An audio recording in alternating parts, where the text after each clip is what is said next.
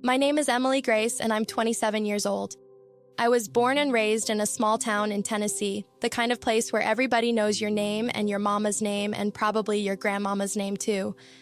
And I need to tell you something that happened to me. Something I still can't fully explain even now, months later. I saw Jesus. I saw him in the delivery room when my heart stopped beating, when the monitors went flat, when the doctors thought they'd lost me. I'm in the ER right now. They want to keep me for observation because of the baby. I just saw Jesus. He was right here at the end of the bed. I don't have words. Jesus, thank you. I see you. He looked at me and it was like everything went quiet. He said, my baby is safe. I know how that sounds. Believe me, I do. But I'm telling you this because I have to. Because he told me to tell you.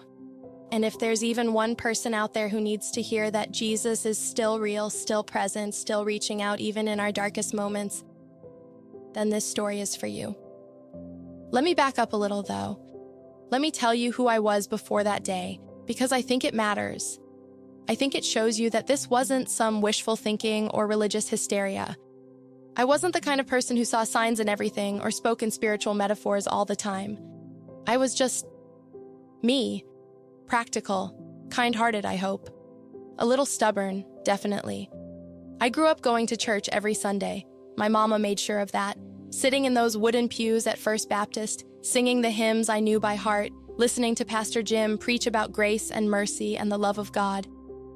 But somewhere along the way, after high school, after I moved out and started working at the bank and life got busy, I drifted, not in a dramatic way. I didn't reject God or get angry at him or anything like that. I just stopped feeling him the way I used to. I believed in God, sure. I believed Jesus died for my sins and rose again and all the things I'd been taught since I was little. But it felt distant, you know?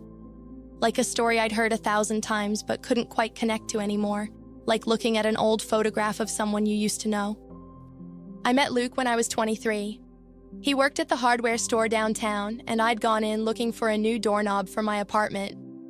He made me laugh within the first 5 minutes of talking to him, and I just knew, he was going to be important. We got married 2 years later in that same church where I'd grown up, with magnolias blooming outside and my mama crying happy tears in the front row. Luke was a good man, is a good man. He believed in God too, went to church with me when we remembered to go, which honestly wasn't as often as it should have been. When I found out I was pregnant last year, I felt this surge of everything. Joy and terror and excitement all mixed together until I couldn't tell one from the other. I was going to be a mother. Me, Emily Grace Turner, who still sometimes forgot to water her plants and burned dinner at least once a week. I spent hours looking at baby clothes online, picking out names, reading every article I could find about pregnancy and childbirth. And I prayed more than I had in years, simple prayers mostly. Lord, please let this baby be healthy. Please let me be a good mom. Please let me see his face. That last prayer, I said it over and over during those 9 months. Please let me see his face. I didn't know why those words felt so important, why they kept coming out of my mouth every night before I fell asleep. But they did.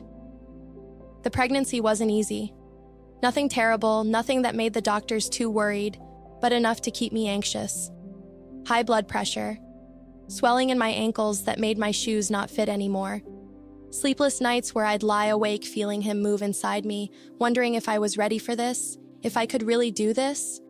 Luke would put his hand on my belly and tell me everything was going to be okay, and I'd try to believe him. The day he was born, the day I died, technically, started with rain. Heavy spring rain that drummed against the windows of our little house and made everything smell like wet earth and new leaves. I woke up at 3 a.m. with contractions, and I knew. This was it. This was the day I'd meet my son. Luke drove us to the hospital through the dark, rain-soaked streets, his knuckles white on the steering wheel. I remember watching the windshield wipers go back and forth, and thinking how strange it was that the whole world was just continuing. People were sleeping in their beds, completely unaware that my entire life was about to change. Or maybe end. I didn't know which yet. The hospital was bright. too bright after the darkness outside. Fluorescent lights and white walls, and that smell, that sharp antiseptic smell that hospitals have. They got me into a room, hooked me up to monitors, started an IV. The nurse was kind, an older woman with gray hair and gentle hands. She told me I was doing great, that everything looked normal, that I'd meet my baby soon. Luke sat beside me, holding my hand, trying to look calm, but I could see the fear in his eyes. We were both scared, both excited, both completely unprepared for what was about to happen. Labor progressed the way they said it would. Contractions getting closer together, getting stronger, that building wave of pain that took over everything. I focused on breathing, on Luke's voice, on the thought of holding my baby boy in just a little while. Hours passed.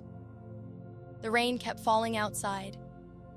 The monitors kept beeping their steady rhythm. Everything felt intense, but normal. This was what childbirth was supposed to be like, wasn't it? Hard and painful and overwhelming, but ultimately okay, until it wasn't.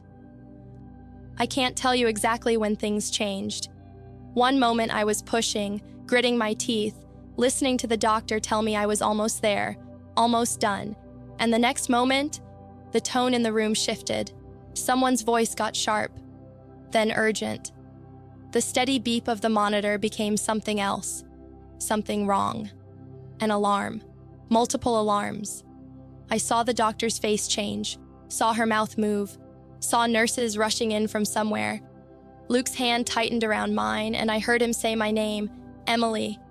But his voice sounded far away, like he was calling to me from the other end of a tunnel. My chest felt tight, wrong, like someone was squeezing my heart with a fist. I tried to breathe but couldn't get enough air. The room started spinning, the bright lights blurring together. More voices, all talking at once, words I couldn't quite catch. Someone was shouting orders. Someone else was pushing Luke away from me, and he was fighting them, trying to stay, calling my name over and over. The last thing I remember hearing, the very last thing before everything stopped, was a voice saying, "We're losing her."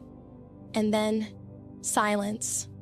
Complete and total silence. I can't explain this next part very well because I don't have words for what happened. All I can tell you is what I experienced, what I felt, what I saw. The pain stopped instantly. Not gradually, not fading away. Just gone, like someone had flipped a switch. The noise stopped. The chaos stopped. Everything stopped. But I was still there, still aware, still me. I wasn't in the delivery room anymore. I don't know where I was exactly. It wasn't a place in the way we think of places. There was light everywhere, but it wasn't harsh like the hospital lights. It was soft and warm and alive somehow, like the light itself was breathing. I wasn't breathing. I realized that suddenly that I didn't need to breathe, but I felt more awake, more present, more real than I'd ever felt in my entire life. And then I saw him. He was walking toward me through the light, and I knew. I can't tell you how I knew, but I knew with absolute certainty who he was. Jesus. Not a vision, not a hallucination, not my imagination creating something to comfort me in my dying moments. Jesus, actually, truly, impossibly there. I can't describe his face to you the way I wish I could. It's not that I didn't see it, I did. But every time I try to remember the details, all I can think of is the feeling, peace. That's the only word that comes close. Perfect, overwhelming peace. Like every anxious thought I'd ever had, every fear, every worry, every moment of doubt or sadness or anger just dissolved. Like they'd never existed at all. And love, God, the love, unconditional and complete and so powerful it should have been terrifying but somehow wasn't. It was the safest I'd ever felt. He stopped in front of me and he said my name. Just that. Emily. His voice wasn't loud, but it went through me like music, like light, like something I'd been waiting my whole life to hear without knowing I was waiting. I couldn't speak. I don't even know if I had a body in that moment or if I was just awareness, presence, soul.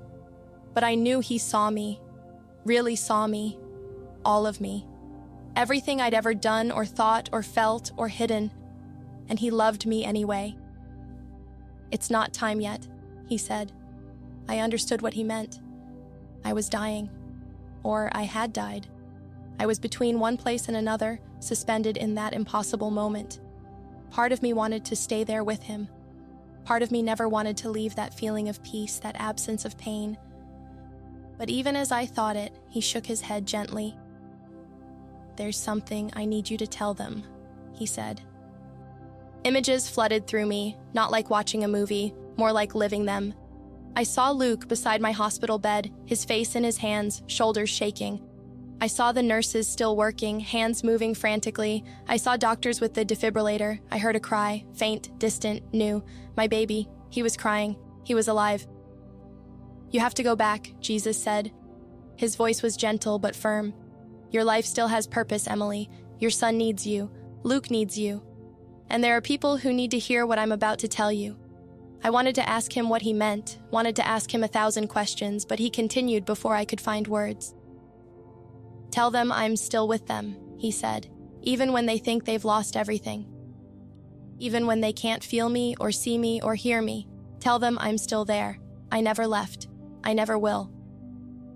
The light around him got brighter, and I felt something pulling at me. Like a current in water, like wind, like gravity, but different.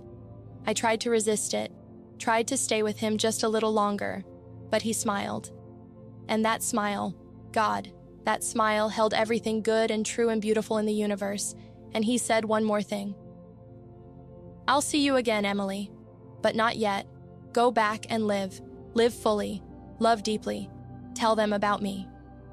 The pulling sensation got stronger. The light started to fade. Or no, I was fading from it, being pulled away from it. I heard sounds again, muffled at first, then louder. A beep. A voice. Someone shouting. My name. Someone was shouting my name. "Emily! Emily, come back!" Air rushed into my lungs. Sudden, painful, shocking. My chest heaved. The bright hospital lights burned my eyes. My whole body felt heavy, wrong, like I'd been poured back into it from somewhere else. Hands on me, voices all around me. The monitor beeping again, that steady rhythm. Someone was crying. I gasped, coughed, tried to understand where I was. The delivery room. I was still in the delivery room. How long had I been gone? It felt like hours, but also like no time at all. "She's back," someone said, their voice shaking with relief. "Her heart rate's coming back up. She's stabilizing." Luke's face appeared above me, tears streaming down his cheeks, and he grabbed my hand so tightly it hurt. "Emily," he sobbed. "Oh God, Emily, you're okay. You're okay." But I wasn't focused on him yet. I was still half in that other place, still feeling the echo of that peace, still hearing his voice. My lips moved and I whispered, barely audible, "I saw him." The doctor was talking, checking my vitals, asking me questions I couldn't quite process. Everything felt too loud, too bright, too real after where I'd been. But then I heard it again. That cry, that new, beautiful cry.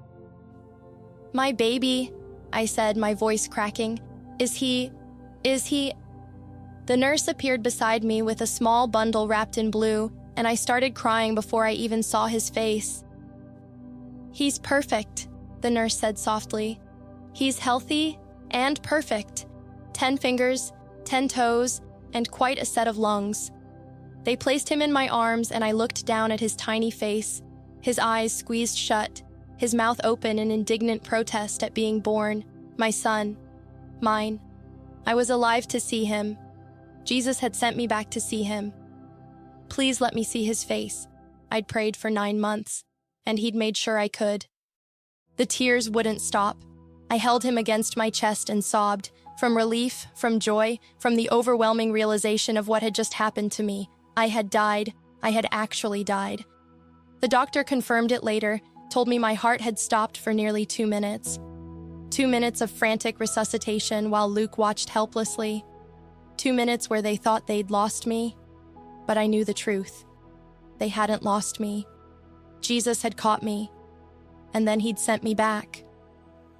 The hours after that are a blur. They moved me to a recovery room. Luke wouldn't leave my side, kept touching my face like he needed to make sure I was real. Family started arriving, my mama, Luke's parents, my sister Sarah. Everyone crying, everyone grateful, everyone saying it was a miracle. And it was. It absolutely was. But not the kind they thought. When everyone finally left and it was just me and Luke and our sleeping baby in that quiet hospital room, I told him everything. About the light, about the peace, about seeing Jesus, about what he'd said to me. Luke listened without interrupting, his hand holding mine, and when I finished, he was quiet for a long moment. "Do you believe me?" I asked him, suddenly afraid he'd think I'd hallucinated, that the lack of oxygen had made me imagine things. "Yeah," he said softly. "Yeah, Em, I believe you." And he did. I could see it in his eyes. We named him Gabriel James Turner, because Gabriel means God is my strength, and that's what God had been for me in that moment. My strength, my rescue, my reason for coming back. And this little guy is just 11 days old. I can't believe he's mine. I'm kidding. He's so tiny. He's everything I ever prayed for. We've been home for a day, and I keep crying because I'm overwhelmed with love. I just don't. The first few weeks at home were hard in all the normal ways new parenthood is hard. Sleepless nights, figuring out feeding schedules, the constant worry that I was doing everything wrong. But underneath all of it was this current of awareness, of gratitude, of knowing, really knowing, that every moment was a gift, that I'd been sent back for a purpose. I kept a notebook beside my bed and wrote down everything I could remember about that encounter. The feeling of his presence, the words he'd spoken, the message he'd given me to share. Tell them I'm still with them, even when they think they've lost everything. I wrote that down over and over, afraid I'd forget it, afraid the memory would fade the way dreams fade. But it didn't fade. If anything, it got clearer. I started noticing things I'd never paid attention to before. The way morning light came through the kitchen window. The sound of Luke singing to Gabriel while he changed his diaper. The feeling of his tiny hand wrapped around my finger. Everything felt sacred somehow. Like I was seeing the world the way I was supposed to have been seeing it all along. I went back to church, really went back. Not just showing up physically, but actually being there, actually listening, actually opening my heart. I heard the old hymns differently now. Amazing Grace made me cry every single time. It Is Well With My Soul felt like it had been written for me. When Pastor Jim preached about God's presence in suffering, about trusting him even when we can't see the path forward, I didn't just nod along anymore. I knew. I knew it was true because I'd experienced it. I started reading my Bible again, but this time the words felt alive. I'd read Psalm 23 100 times before, but now when I got to the 4th verse, "Even though I walk through the valley of the shadow of death, I will fear no evil, for you are with me." I understood it in my bones. I had walked through that valley. Literally. And he had been with me. More present, more real than anything I'd ever known. And Matthew 28, at the very end, where Jesus promises his disciples, "I am with you always to the very end of the age." I cried when I read that. Because he'd proven it to me. He'd shown me that he meant it, that it wasn't just a nice thing to say. He was with us. With me. Always. But here's what really changed, what I think he wanted me to understand. Before that day in the delivery room, I'd thought faith was about effort. About trying hard enough, being good enough, praying enough, reading the Bible enough. Like if I just did everything right, then God would, approve of me or something. I was working for his love without even realizing it.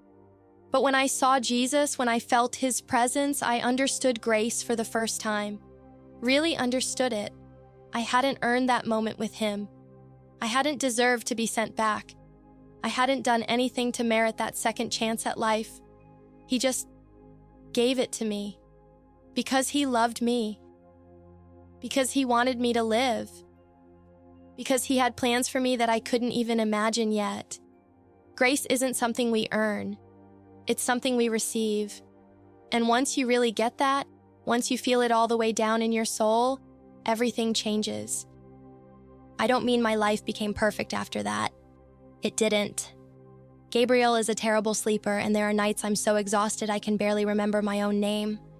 Luke and I still argue sometimes about stupid things like whose turn it is to do the dishes. I still worry about money, and whether we're making the right decisions, and if I'm being a good enough mother. Life is still hard sometimes, but I know now, I know without a single doubt, that I'm not walking through it alone. That even in the hardest moments, even when I can't feel his presence or hear his voice or see his hand moving, he's still there. He promised me he would be, and he keeps his promises. I think about the message he gave me a lot. Tell them I'm still with them, even when they think they've lost everything. I think about who he meant by them. Everyone, maybe. Anyone who's going through something dark, something painful, something that makes them feel like they're drowning. Anyone who's lost someone they love or lost hope or lost their way. Anyone who's looked around at their life and felt completely, utterly alone. That's who this story is for. Because I need you to know, Jesus is real. Not real in some abstract theological way. Real in the most tangible, present, immediate way possible. He sees you. He knows you. He knows what you're going through right now in this very moment. And he's with you. Even if you can't feel him, even if you've drifted away from church or stopped praying or don't even know if you believe anymore, he's still there. He never left. I know what it's like to go through the motions of faith without really feeling it. I know what it's like to pray words that feel like they're just bouncing off the ceiling.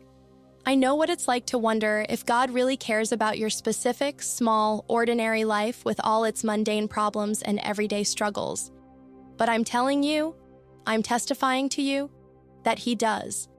He cares so deeply, so completely, that he sent me back from death to tell you so. Sometimes I hold Gabriel while he sleeps, and I think about that moment when Jesus told me to go back, when he told me my life still had purpose. I think about all the moments I would have missed if he hadn't. His first smile, his first laugh, the way he looks at me like I'm his whole world. Watching Luke be a father, seeing the gentle way he holds him, the silly songs he makes up.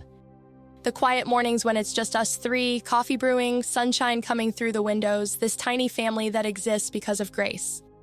This is what he sent me back for. Not just for grand purposes or big testimonies, though I'll share this story with anyone who needs to hear it, but for this. For the ordinary, beautiful, sacred moments of life. For loving and being loved. For showing grace, both in the love I give my son and in the way I live my life, to everyone I meet. I don't pretend to have all the answers now. I don't understand why some people get miracles and others don't. I don't know why my heart started beating again when other mothers die in childbirth and don't come back. I don't know why I got to see Jesus when so many other people pray their whole lives and never get that kind of encounter. Those questions are too big for me, too complicated, too wrapped up in mystery and divine wisdom I can't fully grasp.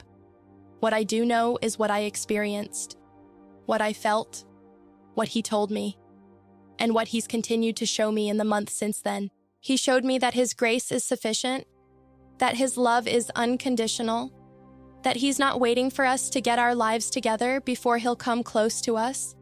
He's already close. He's always been close. We're the ones who drift away, and even then, he doesn't leave. He waits. He calls. He pursues. My mama asked me once what it felt like to die. I told her it felt like going home, like remembering something I'd forgotten, like waking up instead of falling asleep. She cried when I said that, but they were good tears, grateful tears. Because even though the thought of me dying terrified her, the thought that death isn't the end, that there really is something more, someone waiting for us, gave her hope. That's what I want this testimony to do. Give hope, give assurance, give people a reason to believe that this life isn't all there is, and that the one who made us loves us more than we can possibly imagine. I still say that prayer sometimes, the one I prayed throughout my pregnancy. Please let me see his face. But now I'm not just praying about Gabriel. I'm praying it about everyone I meet. Let me really see them. Let me see them the way Jesus sees them, with compassion, with love, with recognition of their inherent worth and dignity. Let me look past the surface to the soul underneath, because that's what he did for me. He saw past my failures and my doubts and my lukewarm faith. He saw me, the real me, the essential me, and he loved what he saw. He loved me enough to send me back, to give me another chance, to entrust me with a message and a child and a purpose. Sometimes late at night when I'm rocking Gabriel back to sleep, I think about that moment when I was with him. The peace, the light, the absolute certainty that everything was going to be okay, that everything was already okay, that I was exactly where I was supposed to be. Part of me misses it. Part of me longs for it. But I know I'll experience it again someday. He promised. I'll see you again. But not yet. Not yet. Which means there's still work to do here. Still life to live. Still love to give. Still people to tell. I'm telling you now. If you're reading this or hearing this and you're in a dark place, if you've lost someone, lost something, lost yourself, please hear what Jesus told me to tell you. He's still with you. You haven't been abandoned. You haven't been forgotten. Even when you think you've lost everything, even when you can't see any way forward, even when the pain is so overwhelming you don't think you can survive it, he's there, right there with you, closer than your own breath. You don't have to have all the right answers. You don't have to have perfect faith. You don't have to clean up your life before you come to him.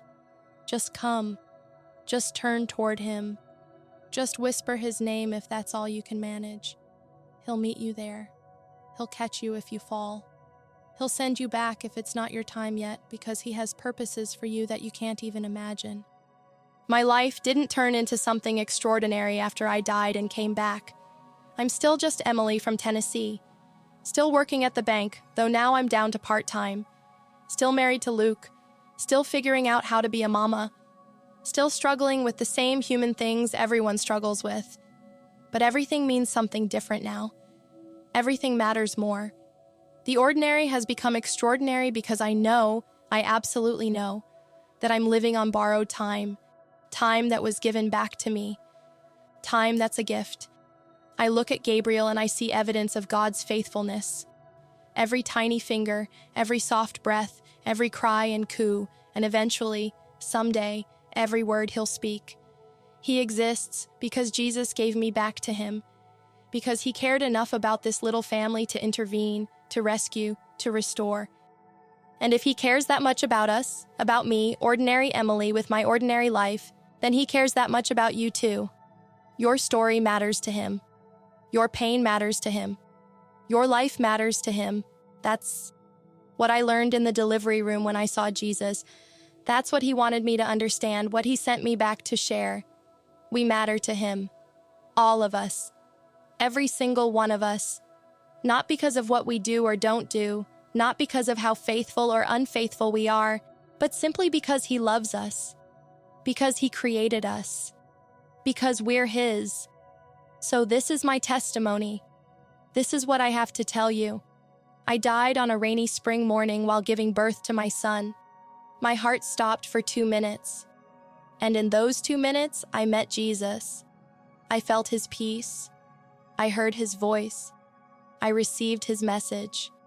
And then he sent me back. I came back for Gabriel. I came back for Luke. I came back for my family and my friends and everyone whose lives intersect with mine. But more than anything, I came back with a message. Jesus is real.